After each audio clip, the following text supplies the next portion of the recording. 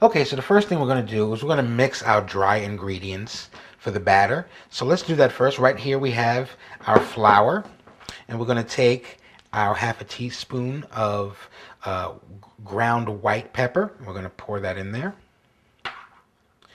And then we're going to take our 2 tablespoons of seasoning salt. We're going to put that in here. That's 1 tablespoon. And now we're going to add our second tablespoon of seasoning salt.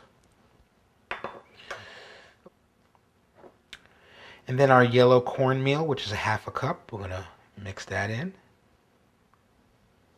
And then we're going to add 1 tablespoon of our baking powder. Let's get that in there.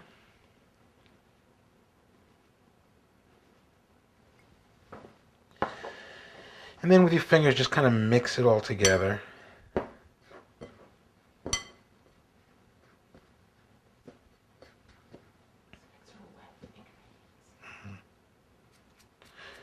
Okay, great. Now we're ready for the next step.